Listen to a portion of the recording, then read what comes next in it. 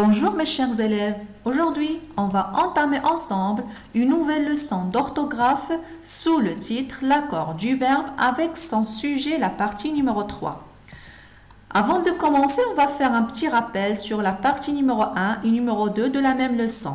Donc on a vu que pour écrire correctement la terminaison d'un verbe conjugué, il faut accorder le verbe avec son sujet. On a vu encore que plusieurs verbes peuvent avoir le même sujet. Alors, tous les verbes s'accordent avec ce même sujet. On va prendre un exemple. Les enfants chantent, dansent et rient.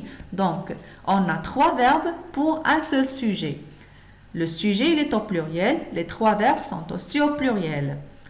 On a vu encore que si le sujet est un groupe nominal composé d'un nom principal et d'un complément du nom, le verbe s'accorde avec le nom principal.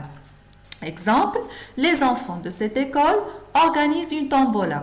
Donc, les enfants de cette école, c'est le sujet. Organise, c'est le verbe. Donc, le sujet, c'est un groupe nominal composé d'un nom principal et d'un complément de nom. Donc, le nom principal, il est au pluriel. Le verbe aussi, il est au pluriel. Revenons maintenant à notre leçon d'aujourd'hui et commençons par la rubrique « J'observe et je découvre ». Donc, observez avec moi cette phrase. Un chat et un chien traversent la rue.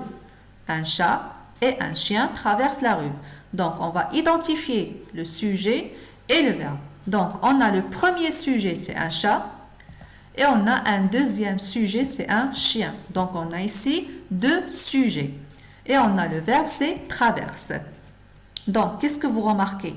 On a les 2 sujets sont au singulier. Le verbe, il est au pluriel. Donc, on va dire, si on a un verbe qui a plusieurs sujets au singulier, le verbe s'écrit au pluriel. Attention, les sujets d'un verbe ne se trouvent pas toujours devant le verbe. On va prendre 2 exemples. Le premier, c'est un chien et un chat bien tranquillement traversent la rue. Donc, on a ici 2 sujets, un chien et un chat. Et on a le verbe, c'est traverse. Donc, les sujets sont séparés du verbe avec un complément. On va prendre un autre exemple. Que font ce chien et ce chat? Donc, le verbe, c'est font. Les sujets, c'est ce chien et ce chat. Donc, ici, on a une question. Donc, les sujets sont inversés.